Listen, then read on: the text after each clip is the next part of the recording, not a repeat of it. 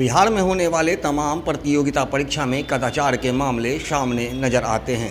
ऐसे में एक बार फिर से बिहार सिपाही प्रतियोगिता परीक्षा में कदाचार का मामला सामने आया था, जिस पर छात्र एकता मंच के नेता दिलीप कुमार ने बड़ा खुलासा किया है। इस पूरे मामले को लेकर के क्या कुछ कह रहे हैं दिलीप कुमार, आइए सुनाते हैं।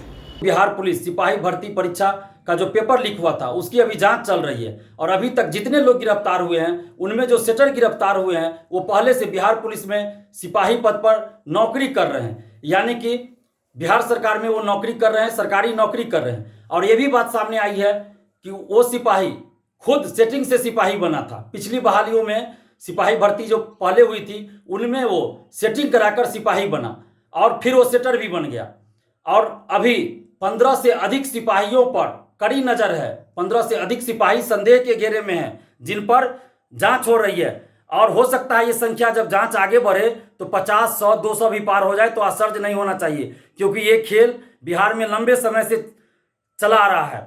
इससे 1.5 साल पहले आप 67वें बीपीएससी पेपर लीक को देख लीजिए, उसमें भी कई ऐसे लोग गिरफ्तार हुए थे जो पहले से नौकरी कर रहे थे, सरकारी नौकरी कर रहे थे। हम 2019-20 से सरकार से ये मांग कर रहे हैं कि बिहार में पेपर लीक को रोकिए, धांधली सेटिंग को रोकिए और पेपर लीक में संलिप्त लोगों को कठोर से कठोर कानूनी सजा दीजिए, कानूनी कार्रवाई कीजिए। 2446 दरोगा बहाली में पेपर लीक हुआ था पीटी में, उसकी भी हम जांच की मांग कर रहे थे। 1717 दरोगा बहाली, उसका भी पेपर लीक हुआ था। अगर उस समय सरकार निष्पक्षता के साथ जांच करवाई होती तो आज ये नौबत नहीं आती। जो शिक्षा माफियाओं का गिरोह बिहार के 2-3 जिलों में ही था, आज बिहार के सभी जिलों में फैल चुका है। हम 2019-20 में ये बात कह रहे थे कि सरकारी नौकरी में धांधली सेटिंग को रोकिए, पेपर लीक को रोकिए और निष्पक्ष जांच करवाइए, लेकिन उस समय जांच नहीं करवाई गई पेपर लीक की। और वही वजह हुआ कि धीरे धीरे गिरोह पूरे बिहार में फैल गया। और आज देखिए, आज सिपाही जो नौकरी कर रहा है वो आज सेटर बन गया। कितने दुख की बात है कि सरकारी नौकरी में रहते हुए कोई सिपाही सेटर बन गया और वो खुद सेटिंग से आया था, खुद सेटिंग करके, सेटिंग कराकर सिपाही बना था और खुद सेटर भी बन गया। तो ये खेल लंबे समय से बिहार में चला आ रहा है। हम 1717 दरोगा बहाली, 2446 दरोगा बहाली पीटी का पेपर लीक हुआ था, उस समय भी हमने आंदोलन किया और कहा था कि पेपर लीक की जांच करवाइए। 1717 दरोगा बहाली, 2446 दरोगा बहाली, 2213 दरोगा बहाली, इन तीनों दरोगा बहालियों में खुलकर धांधली सेटिंग हुई और उस समय के चेयरमैन ने खुलेआम तानाशाही रवैया अपनाया। पिछले 10 साल में जितने भी सिपाही भर्ती हुई है, दरोगा भर्ती हुई है, सब में खुलेआम धांधली सेटिंग हुई है।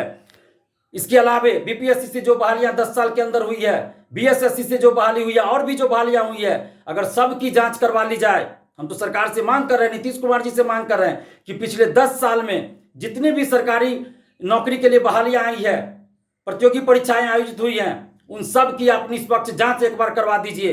पता चल जाएगा कि इनमें कितने लोग फर्जी थे, कितने लोग धांधली सेटिंग कराकर नौकरी में आए थे। और सिपाही दरोगा में तो बहुत ज्यादा फर्जी निकल जाएंगे जो धांधली सेटिंग कराकर आए थे।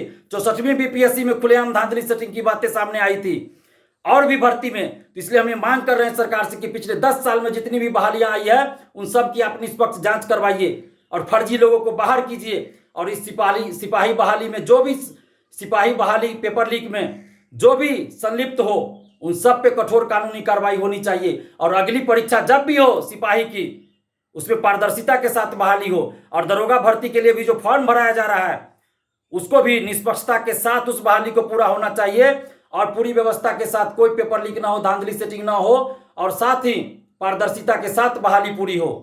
जैसा कि आपने सुना कि दिलीप कुमार ने साफ कर दिया है कि सरकार और प्रशासन को उनके द्वारा पहले ही सतर्क किया गया था कि सिपाही की जो परीक्षा होनी है उसको लेकर के कदाचार करने का एक बहुत बड़ी साजिश रची जा रही है, लेकिन सरकार समय रहते इस पर अंकुश नहीं लगा पाई और एक बार फिर से बड़ा मामला सामने आया है। हालांकि उसने इस पूरे मामले को लेकर के एक बड़ा खुलासा भी किया है और कहा है कि इसमें वैसे लोग संलिप्त हैं जो कि खुद सेटिंग के द्वारा सिपाही बन चुके हैं और अब सिपाही बनने के बाद वो सेटिंग कर दूसरों को सिपाही बनाने में लगे हैं। हालांकि इस पूरे मामले को लेकर के जिस तरह से आर्थिक अपराध इकाई के द्वारा लगातार कार्रवाई की जा रही है, दर्जनों एफआईआर दर्ज किए गए हैं और सैकड़ों लोगों की इस मामले में गिरफ्तारी की गई है। लेकिन एक बार इस पूरे मामले को लेकर के सरकार और प्रशासन पर सवाल खड़ा करते हुए दिलीप कुमार ने कहा है कि जिस तरह से लगातार कोई भी प्रतियोगिता परीक्षा में कदाचार के मामले सामने आते हैं, बावजूद सरकार इस पर रोक लगाने के लिए कोई बड़ी रणनीति तैयार नहीं कर पाती है। आर्यन न्यूज़ के लिए ज्ञानेंद्र।